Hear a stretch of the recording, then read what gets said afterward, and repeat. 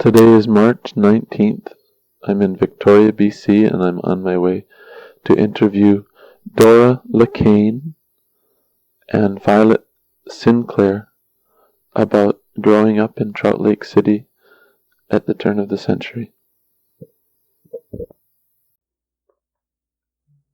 The country. Mother came out to look after her brother, and then Dad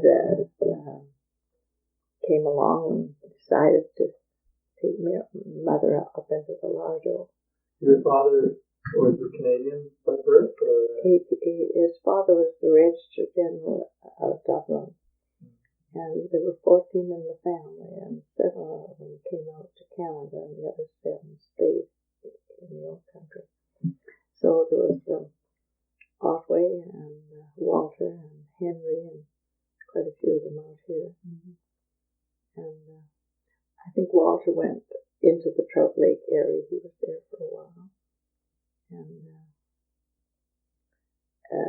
the nurse that I had, Nurse Edwards, and she married Walter, and then they later went to Langley to live.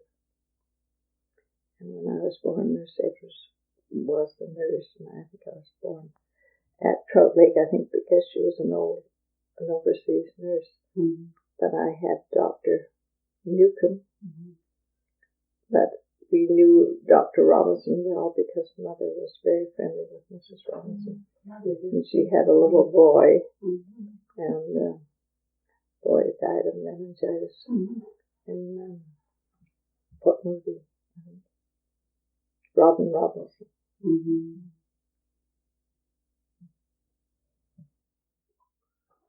The young men got married, and there was a matrimonial boom, and your mother got married, my mother got married, Mrs. Daney, and the whole lot. And then we're the product of all these marriages that took place in Trout Lake. Yeah. So that they had a little set, and all these women had their tea parties and whatnot together.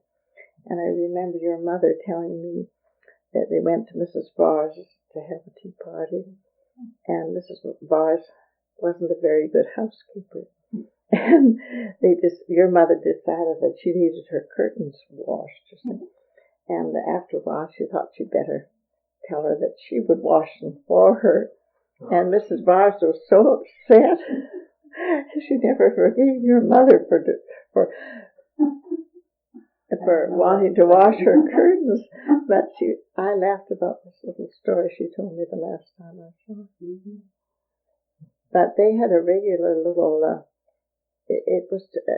was it the WA to the Anglican Church? I think so. But they all worked in that group. Mm-hmm. And then they had... The what? To the Anglican Church? WA. Yeah. And then they had the Oddfellows in Trout Lake, you know. They had that next door to... they had the Oddfellows Hall, and the Oddfellows met upstairs. Mm-hmm. And they had their meetings upstairs, and we had all the dances and parties and basket socials and things like that down. Was that the largest hall in the Yes, it was quite a big hall. Uh-huh. And we used to, the men used to pay for the baskets, to pay up to $5, and then you had your supper with them. Mm-hmm. Did your mother come separately to Trout Lake City, or did she come with your father? Well, they must have got married on the way in, I think, you know, because they came from the boundary country. Mm-hmm. Uncle Tom was in the boundary country. He lived up Sheep Creek. I think I've almost been to the place, but I haven't quite identified. Mm-hmm. And they must have got married just around 1900 or 1901. And then she must have gone to England and had her honeymoon in England and showed her husband off to her family. Mm-hmm. And then they came back. And then when Mother first had us, the sister in England, one of her sisters, should have come with her, but she wanted to get married to a young lawyer in England. And so she got Mother to go. And Mother was down in London taking a course, in music, I had the diploma yet of this course that she was taking. She was a soloist and sang, and she had to give her musical career up and come out. And the sister always felt rather guilty about it, so she kept on sending all kinds of things, and she sent the maid out to look after us. And also she sent lovely clothes. And when they had the coronation in England, I guess that would be Edward, Queen Victoria. Would it be Victoria around 1900? That would be Edward following Victoria. She sent a coronation dress out. It had puff sleeves. It was grey and silver. That was the coronation colours. Mother got this beautiful dress in Trout Lake, and it took the whole family to button her up and fasten all the fasteners. But she had some lovely clothes, and she sent all our woolen underwear out for ages there. And we had these long wool things that we wore. And so she sent Mother China out and all sorts of things out. So she kept an eye on her, you see, after she came out. She sent her a maid, you said? Yes, she came all the way from England. Yeah. Was she the only maid? Jenny Walls, her name was. Was she the only maid in Trout Lake City? No, they had the maid to look after us. They built a little back partition on the hotel so we could be alone there. She always had maids, and Mrs. Woods who looked after us. Flossie Woods. Flossie, and also there were others, she had the girls there all the time. Mrs. Jodd had one after another, I know, in her hotel. But they had a little group that always had afternoon teas and calling cards, and we always had the minister for dinner.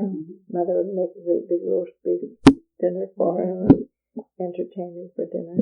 We stayed at our hotel, Reverend College. Yeah. You get free. In those days, the ministers got free meals and everything, lodging. And he used to get all the men to go to church, and he said he'd play baseball with them in the afternoon if they go to church in the morning. And they did. Was there an organ in the church? Yes, Mother played the organ in the Anglican church and sang. She was a soprano, so she sang. Was that the only church in Trout Lake? No, they had a Methodist church, and Mr. O'Kell had the Methodist church. And, after the Anglican church shut down, they had the United Church, the Methodist church, and we used to go to the Methodist church. And we got little tiny cards, and when we got 5, we got a big one. When we got 5 big ones, we got a Bible. And then we decided we'd go home then. And this Mr. O'Kell came racing down the street one day and caught us and brought us back. And he had a horse called Katie.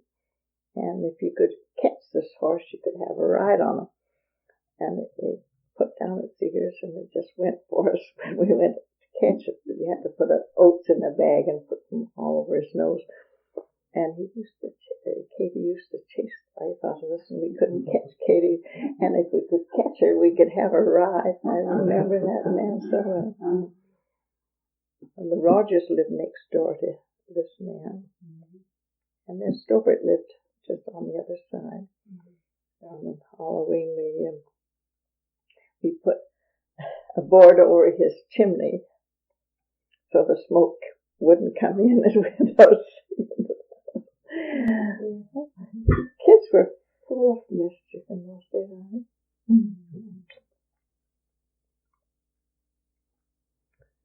Were you the first in your family born in Trout Lake?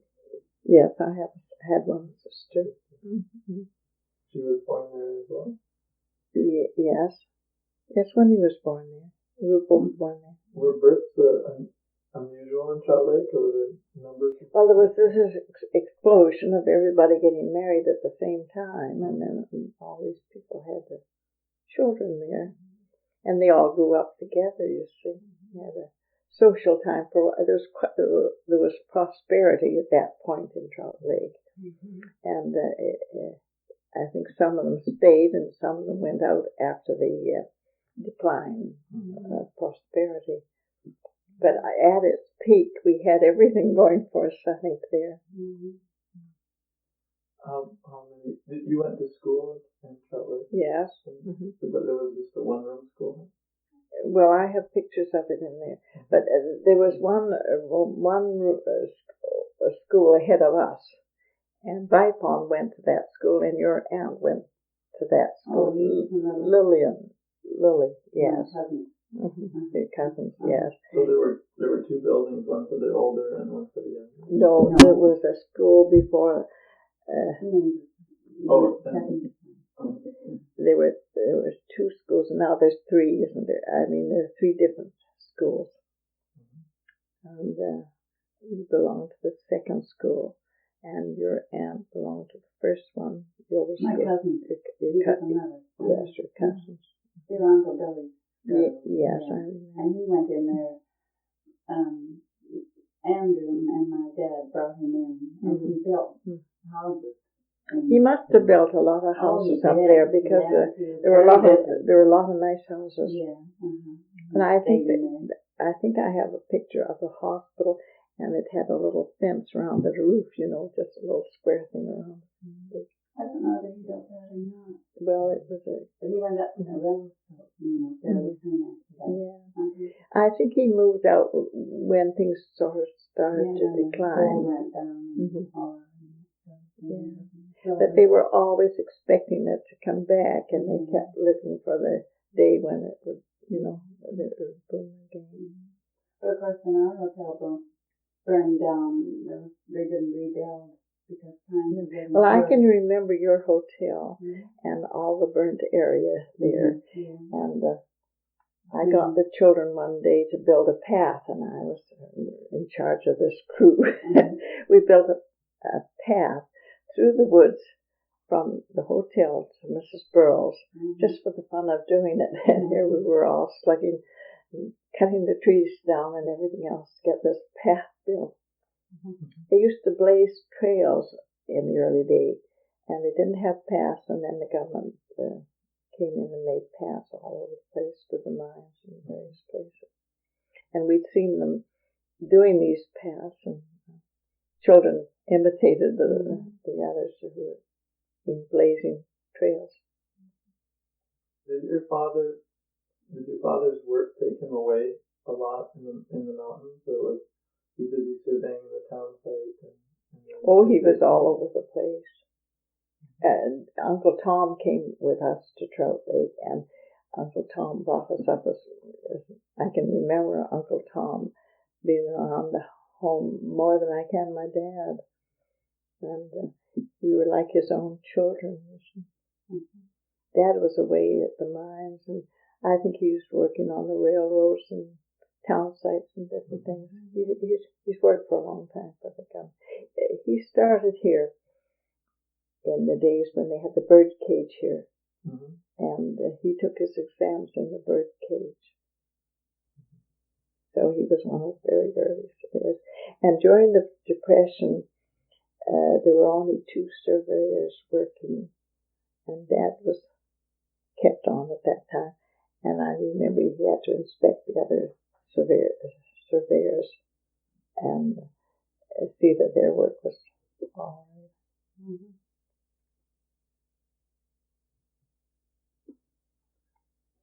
How old were you when you left Trout Lake City?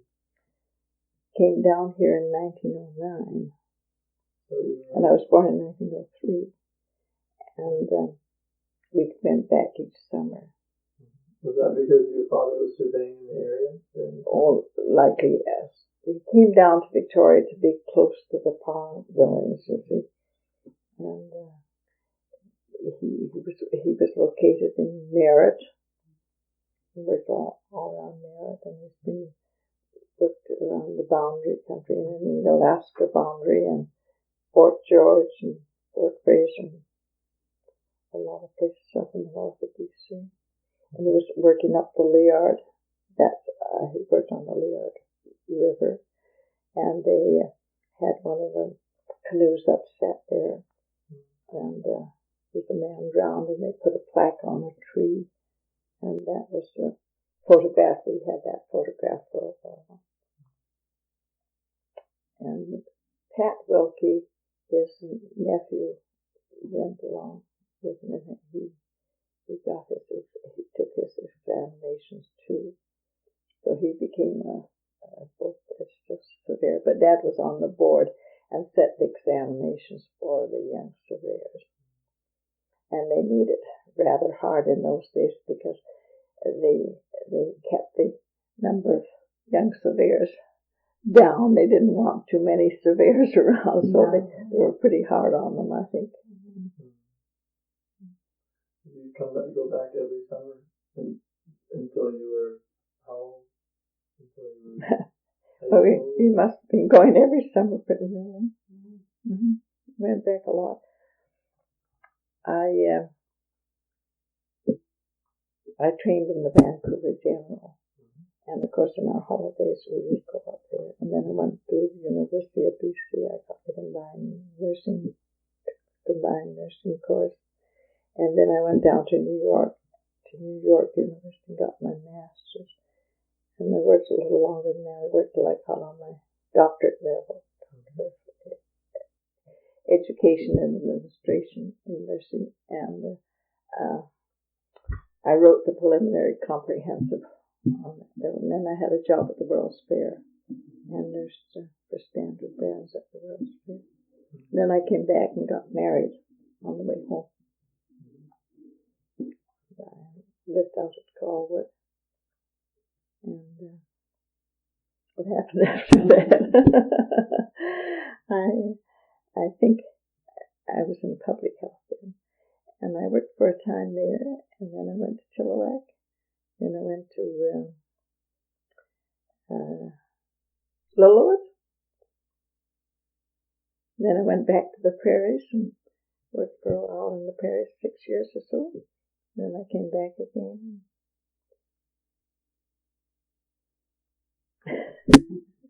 I don't know, there's so much, it's hard to remember.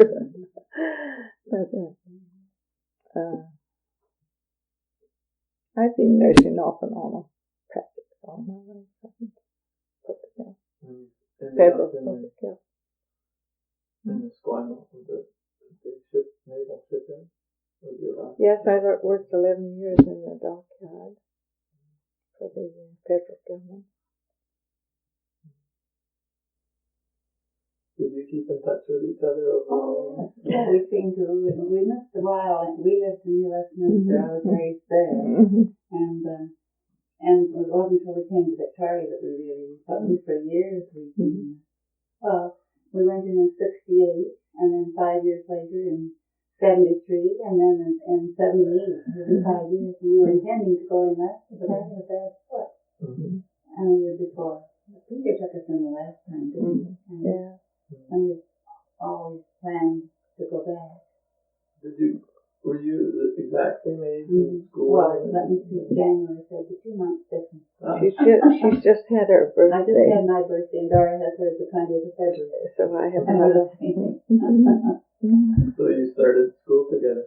Well, you see, when the hotel burned, they didn't rebuild, and my dad had to go up to Revelstoke and go into the big hotel. So he did that. So I started school in Revelstoke. And then it didn't work out because Mother didn't like me being in the hotel there. So we went to New Westminster. We went right to school there. Yeah. But then since Dora and we've been friends, we really had a great time. We drive our friends around the bend, I think.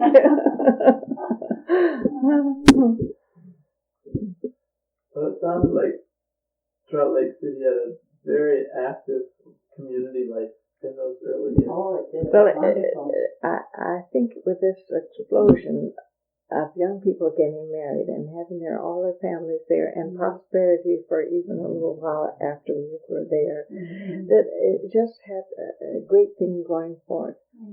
They had celebrations the 1st of July, and they'd have races and greasy pig races and greasy pole races, and horse races, and they had a great big granite stone down where near the wharf, and the miners used to pound spikes, big spikes into this granite stone, and that was a competition. And they threw nickels all over the place, and we scrambled to get the nickels, you know.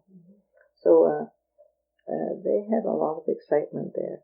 And we used to creep up to Mrs. Mann's hotel, and they had all the beer bottles in barrels.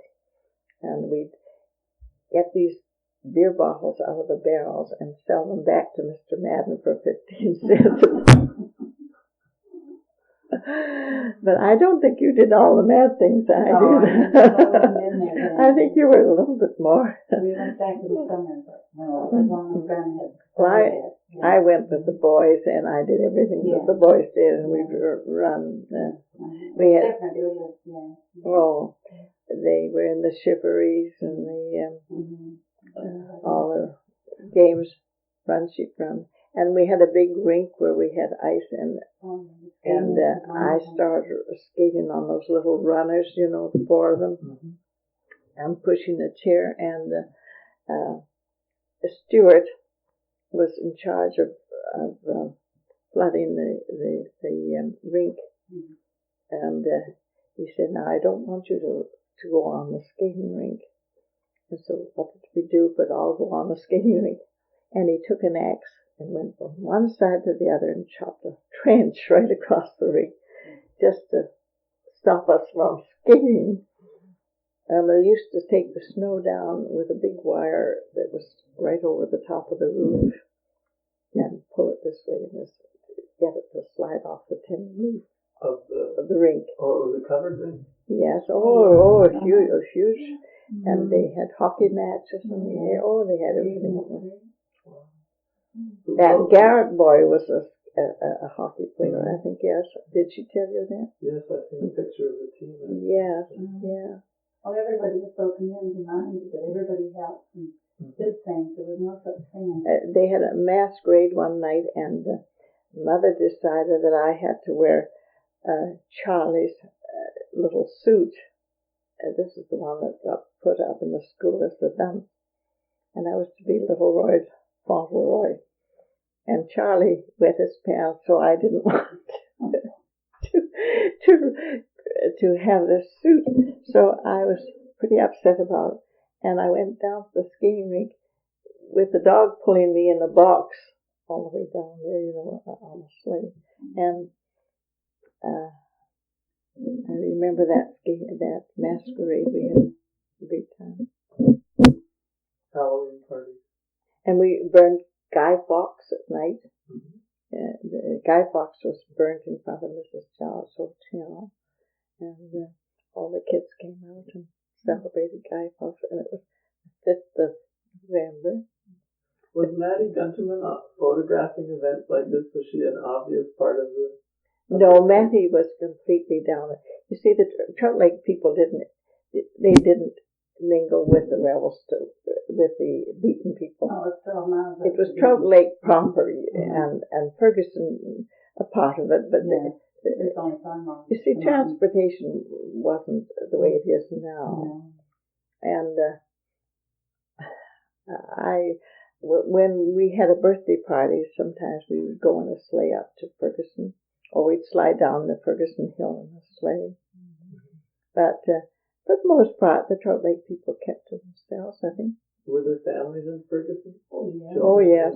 Yeah. It's just 4 miles away. My uncle had a store there, and it was thriving far more as far as the mines were concerned. They went all up the mountain. Yeah. The Trout Lake must have been a busy place with the boat coming in and out. Oh, yes, it came in every day. Did it pull a barge full of rail cars up to Trout Lake? I don't think so. Oh, they bought all kinds of things. There was a paddle wheeler that was drawn up right beside the barge, and it was left there, and it was used as a place for the men to sleep in. And that was the Victoria? Victoria, right there, and barge brought all kinds of things. And they had rawhide trails down from the mines, and we used to ride down in the rawhide trails. And come right down from the top of the glacier down. That's right. Yeah. And Jack Rady had a logging camp down, and we'd ride down late in our boats, and then we'd go and have dinner, and you'd have to sit in the middle of the table to get anything to eat, because if you sat at the end, you couldn't get it fast enough. Where were the logs going? And they had a flume that came down the hill, and we went up there one day in our bathing suits and got into the flume and flew down. We might have had our backside stripped, if there'd been a nail or anything in it, but we'd slide right down there. Mm-hmm. And they were booming the logs and then towing them up to Trout Lake City? Oh, yes.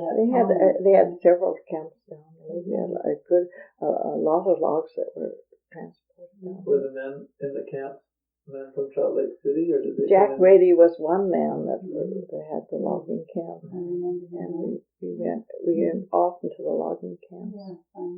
And they had a shingle mill, Trout Lake, and they also had a plant for producing electricity. For the city? Yes, we had. Which creek did they produce that? That was around Wilkie. We used to call it the Red Creek when we were up there. That's where we caught the redfish, but the mill on the other side, the shingle mill, is where they ran their electricity. That was Mr. MacPherson. MacPherson's mill. Yes, that's right. And they made shingles there? Made shingles and there. Lumber as well? No, not lumber. It was shingle. It was strictly a shingle mill. Mm-hmm. Jack Rady ran lumber camps, as I remember. And there was everything in there. Mm-hmm. Uncle Billy did. They had to get lumber from somewhere, didn't they? Well, they had They had 2 lumber mills at Trout Lake. Mm-hmm. Three lumber mills at Trout Lake. One on the far side of the Proctor, and 2 on the other side. Mm-hmm.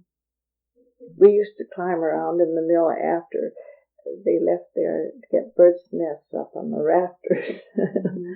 Or to see the eggs. Was the lumber and were the shakes produced just for the mines in Ferguson and Trout Lake, or were they for? There was a lot of cedar around there, and they used to get the shingle bolts, mm-hmm. The big ones like that. They burnt cedar in the houses for kindling. We used to have kindling made of cedar. Did you have? I remember seeing in the picture of your house that it was quite a substantial house in many of the houses. Oh, yeah. Oh, yes. The one that Uncle Billy had there. It was real beautiful. Did they have coal heat, or were they all heated by wood? We had a wood stove. The pipes used to freeze up in the winter time, and in the morning you'd get up and have to take a candle along the pipe to unfreeze it. And Mother used to bake the bread and put a blanket over it, and then, to rise up overnight, and she had to bake the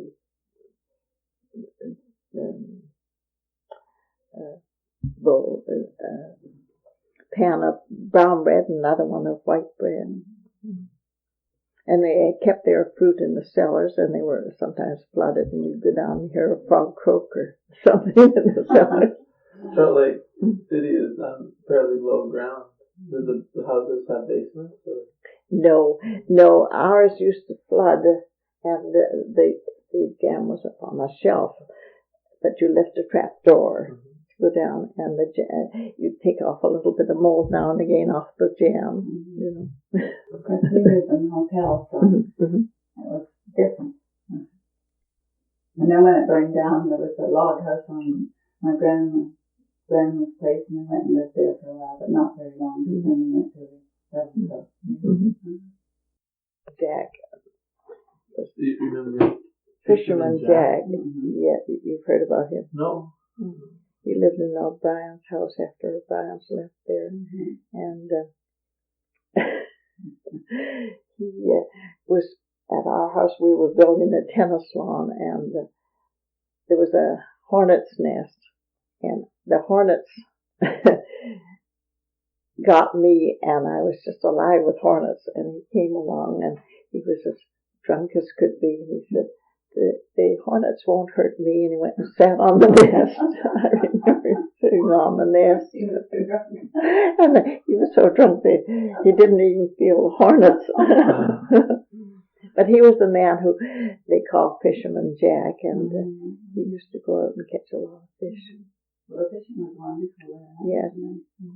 And Mr. Johnson had the butcher store, and Lada and Zella were his two daughters, and Mr. Christie, they had the butcher store. And he went out to in Creston. I went to see them out in Creston. Lada and Zella. Were there a lot of characters like Fisherman Jack around? Oh, yes. A certain rough element to Trout Lake City? Well, we would never call them rough. They were just, they were characters. And they used to sit in front of the Simpsons Hotel, the job, in chairs all along the front of the hotel. And they did that in Ferguson too. The greatest Scots, they had kept track of everything and everybody. They'd all be sitting in these chairs when the stage would come in to see who came in on the stage or who came up the other way on the boats, because a lot of mining people came and went, and they used to like to see who was coming and going. Were there some impressive visitors to Yes, Trout there Lake were. City? I think there were a number of people that came in, and that register in Trout Lake that they have at the hotel is just famous. It has all the names in that register. I don't know whether you've seen it before or not. I think there's a register for a Trout Lake Hotel on the Moye in Castle. Well, is that where it went to? Yes. Well, our names would be in that because we used to stick our names in too. They all went into that register. But they had, Mrs. Jowd had samples of ore all around the lobby of the hotel.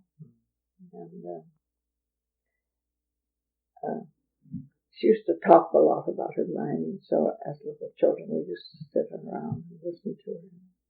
She was a great person to crochet, and I think I got some of her work right here in the drawer. She gave Mother an awful lot of crocheting. She sounds like an unusual combination of interest in her hotel and her baking and her fine crocheting. She and then on believed the other in side, the willingness to hop on a horse and head off to the hills. She got a hold of that new thought that was just coming in at that time, and it was a positive way of thinking. And she used to tell us all every day all about this new thought, and we quite enjoyed it, and we'd listen to her, and she practically brought us up, really. We were in that hotel being all the time. And Simpson used to garden, and he'd take his false teeth out when they got him comfortable and put them on the fence and go on with his gardening.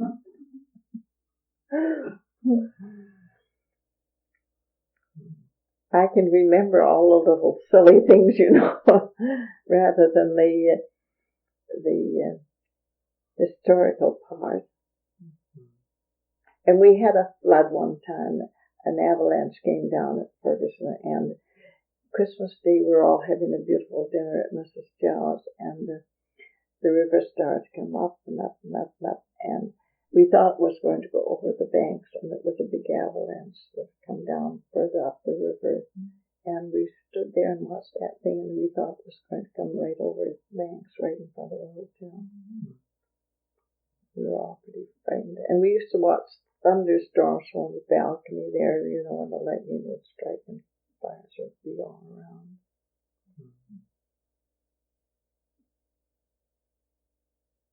Were there any other powered boats on the lake other than the Proctor? Oh, launches. Mm-hmm. How did they tow the logs? Were there tugs as well? Well, they didn't have anything like they have nowadays. I think the logs were just pushed and prodded along with a long pole and a little spike on the end. And they would have like the small boats doing that, and then maybe the proctor would occasionally, but I can't remember just whether the proctor did not. But they had these large booms, and they went down to Gerard where they would put through the mill. The other mill was closed, and I didn't see it operating, or the other three that were in Trout Lake. But I did see the Gerard one operate, and they'd take the logs, the booms down to Gerard. There was a lot of legal activity around the Gerard mill and the closing of the Trout Lake mill, and quite lengthy trial and revelstoke over money owed various people and all this. Was that quite well known and discussed in Trout Lake at that time? Is that something you remember? No, I don't remember any of that. But I guess we were long gone from there. Well, the mill was in operation in Gerard when I went down there, and I think they made plenty of money on timber in those days. My father was worth a lot of money, and he made it on timber.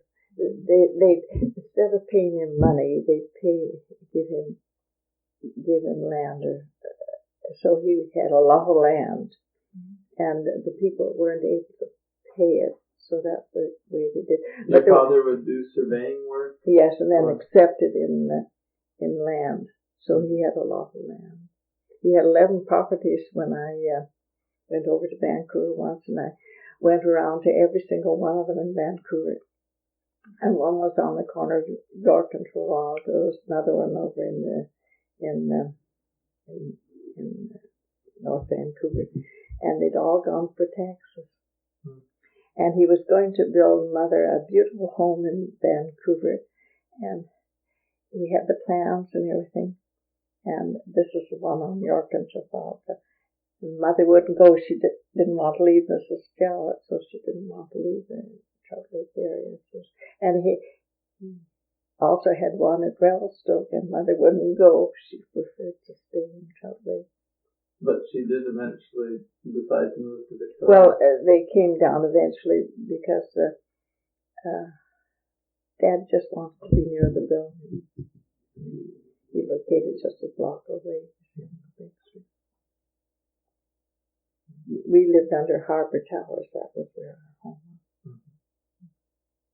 And this Lance Cooley was just in the next block. I haven't seen her since that day till today. It's funny how she turned up today. But she married the Sweden boy, Stephen Trout Lake, and that's how she knew all about it.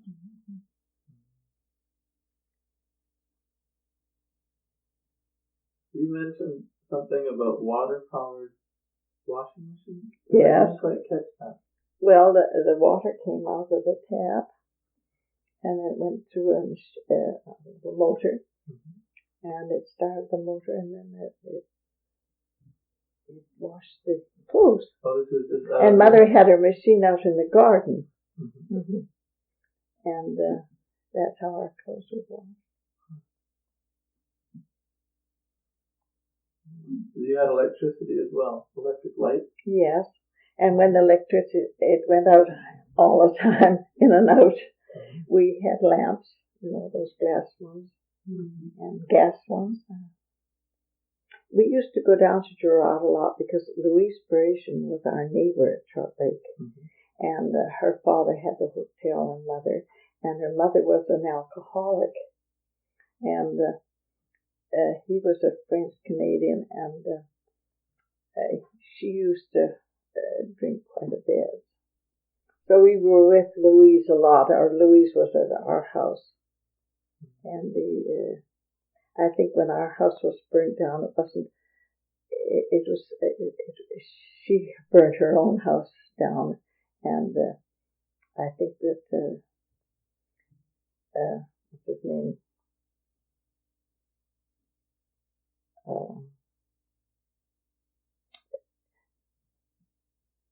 Mr. Locus, he was in school at Trout Lake, and he saw the house burned down, I think it was Mr. Locust that told me, and he said that they didn't try to save our house. We thought it was burnt down for the insurance, but that's what happened. Your house, Mrs. Persian's was right next door. Mm-hmm. And that caught your house on fire?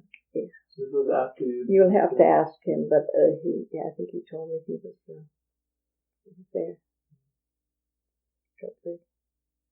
What year would that have been that your house burned? Oh, we'd moved out then, and we were at the coast, I think, when it happened. Before the... we were in Victoria in 1909, so it was after that. It burned down not too long after we left there. It burned down. Were fires common? We just walked out of the house and left everything the way it was, because you couldn't sell anything in those days. And Simpson put a lot of Chinamen in there who were working down at the shingle mill in Trout Lake. He boarded them into the... Well, he let them have our house. So they were living in our house. And the Persons, of course, moved down to Trout Lake, to Gerard, before that. So there were Chinese laborers working? Yes, latterly, yes. All men, though. I suppose there weren't any families. Oh, no, it would just be the odd one. Were there other Chinese in town? Well, I wouldn't know, except that they said that he'd rented it too, or was having Chinese people living in that house. Someone once said that there were Indians, not Native Indians, but Indians from India working in the sawmill in Gerard. Quite a number of sawmill workers. No, we never heard that. British reservists in the First World War. Came out, they saw them all coming out through Castle. You see, the Quakers came in there 1930, wasn't it? In Argentina? Yes. 52. They weren't in there when I was there. It was Hauser. And we got all our fruit from Hauser. A lot of lovely fruit came from Hauser and Castle.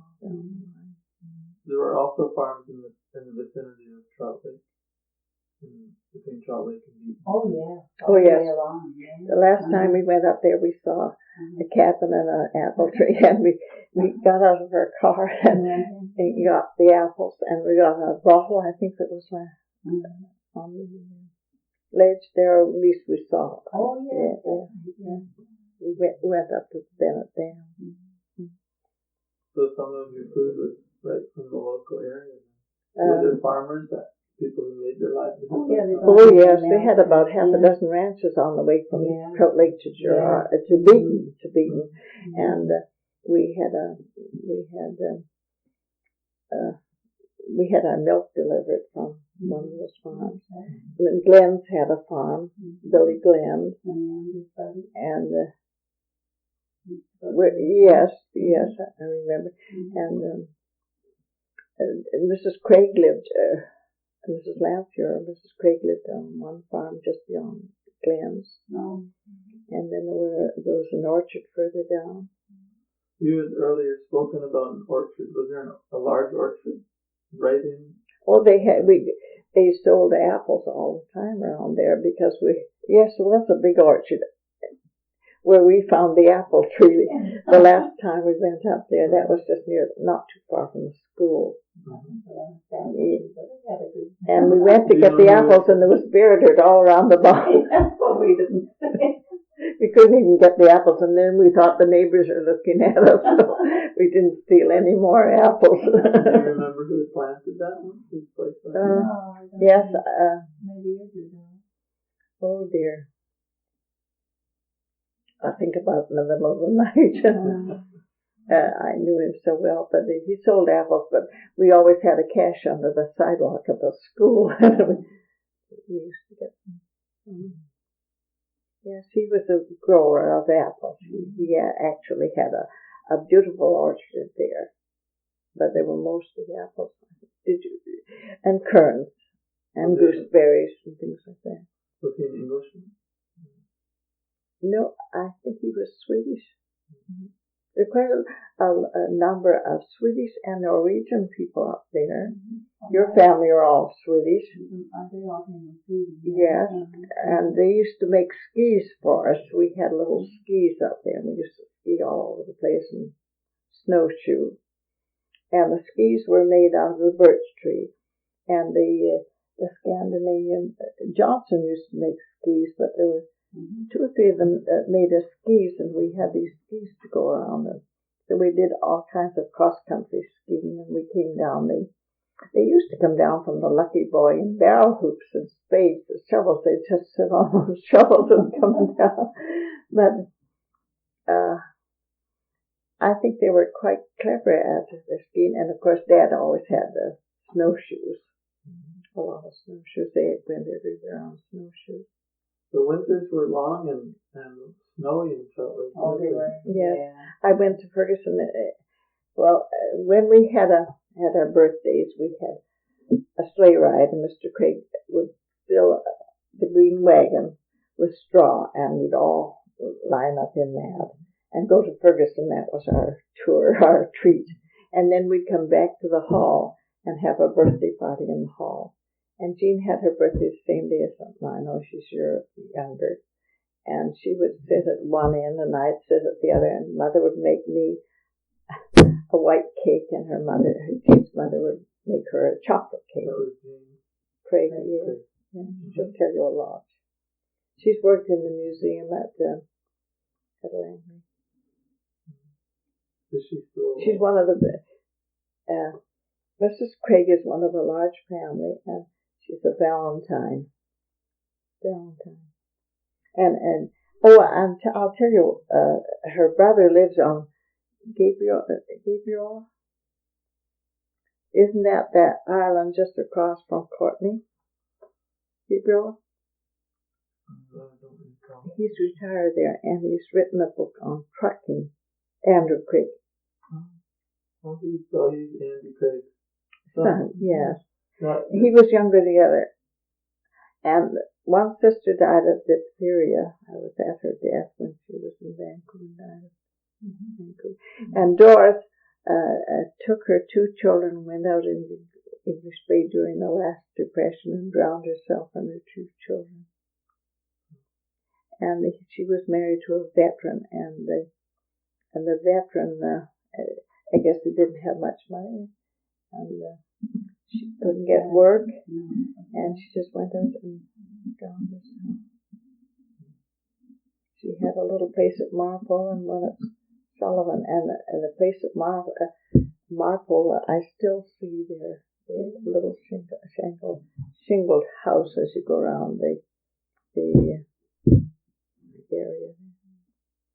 Were Andy Craig and Andy Daney competitors?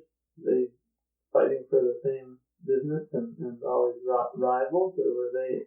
They didn't seem to be rivals. Andy Craig had most of the business down in Trout Lake, but Andy Daney was concerned with Ferguson. Yeah. I remember the first hotel that Mrs. Jowett had, the one before the Windsor, and that would be the one that she first operated. And Maggie Belt, Selby Souls' wife, used to work in that hotel, and I, as a child, remember going and being in there.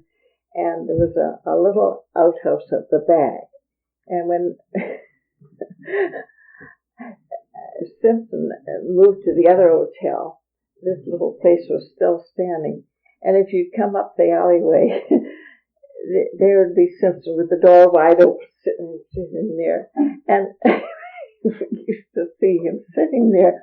And, they used to use catalogs for paper. I always remember that. And down that same alleyway, there was a great big pig. I'm telling you all these funny stories, but it had a whole lot of little piglets who were all around this pig pen. And Doris Craig dared my sister to take the gum she was chewing and put it on the pig and then take it back and eat it.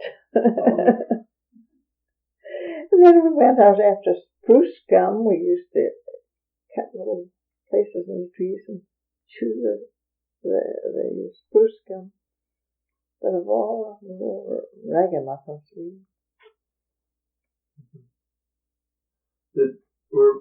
Were the miners as likely to be married in this marriage boom you talked about, or was it mainly the well, they came in as bachelors, a lot of them, didn't they? They came in as bachelors, and then when the boom came, they decided to get married, some of them. But some of them stayed still as bachelors, because we used to go and visit them. Mm-hmm. And Alec Bigger was one, and then there was one that had that gramophone that we used to go and hear, and they'd play all the old Scotch airs or Irish airs. Were there a lot of people coming and going through Trout Lake, prospectors or mining promoters, so that there were the people that you knew and had been there for many years, and then there were just a constant flow of people coming in as well? Or?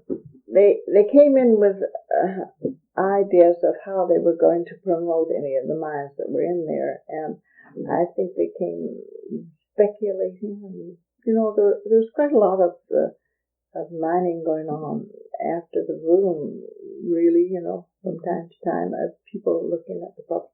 I think Trail actually Trail Consolidated took up a lot of the mining in there after they withdrew, and then they just sat on it and didn't do anything. And it was whether or not it could be taken up. It was whether or not the Consolidated Mining would take it over or not, and I think they did take a lot of the properties over and a lot of the land, because we were going to buy a lot, and I think we laterally found out that the Trail Consolidated had bought a lot of the land over near the hospital on the other side. But have you been in and you see all the buildings down the side of the lake, or those big homes where Americans coming in and building? Mm-hmm. Yeah, that's quite amazing. Yeah. And if you bought a lot in there, and we went in the first time in 68, and then when we went in 73, they were way up. Yes, they were practically giving them away when made on it then. Mm-hmm. But now I don't know what it's like after the flooding. And then it was so booming with that American tourist camp. Them owning it. So many Americans came up for the fishing and everything. Yeah. Well, it was a trend to come up from Spokane. You see, in the mining, people would come from Spokane. They'd come up the lake. I think some of them came up the lake, and then they came from the railroad too. Did you feel that it's closely tied to Spokane and to Vancouver in Trout Lake City? Well, I think my mother, any postcard I've got, she's been in Vancouver. I'll be home soon. I'm thinking of you, and all the rest of it. But I think all her postcards came from mostly Vancouver. We got down to Caslow occasionally, and Dr. Reed, who lived in Caslow, was our doctor at Trout Lake, and he was blown up in an explosion on the lake. He was blown on the. He was in Trout Lake for a time. Yeah. Did you have a resident doctor in Trout Lake in those years? Or well, we had two hospitals. We had two hospitals, and Dr. Robinson and Newcomb were both there. There were two hospitals, one in and they had permanent doctors, but not someone who came in once a week. Oh, no. Well, not because there were 1,200 people there. So it was a really booming little city. Mm-hmm. How many people were there when you were there? I heard that there were about 2,300 or somewhere. There were quite a few. But then in 1909, when you went down to Victoria, how many were there? Well, they didn't all leave at once. I think they were there for quite a long time. They kept on using Trout Lake for hunting and fishing and different things. But it would have been just a few hundred rather than over 1,000. I think so. Yeah. I don't know how long my grandma stayed in Florida, but quite a while after. Well, Alice Staney, came into Trout Lake and tried to get her father to move out. And then she had a row with the family, and she burned all the photographs, our photographs, and Mrs. Giles all went in one spot. So she tried to burn them, and she wanted Andy to get out of Trout Lake, because I think there was quite a lot of just drinking and, and it sort of got into that. And she didn't want them to stay, and Selwyn insisted on staying. So I think that was the rift between the two of them. So there was a general leaving going on with the people who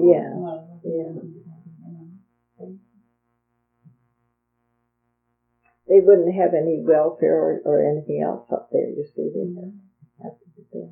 And then the war came. See, the war would take a few. How did the war affect Trout Lake City?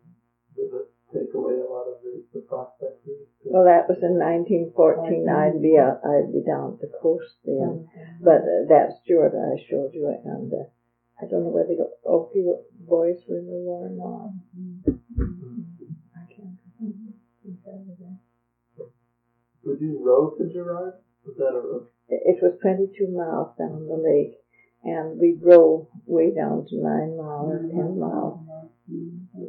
But to go all the way, I think it would be a little longer than just an ordinary road. We were out on the lake every night fishing, and we were all catching fish.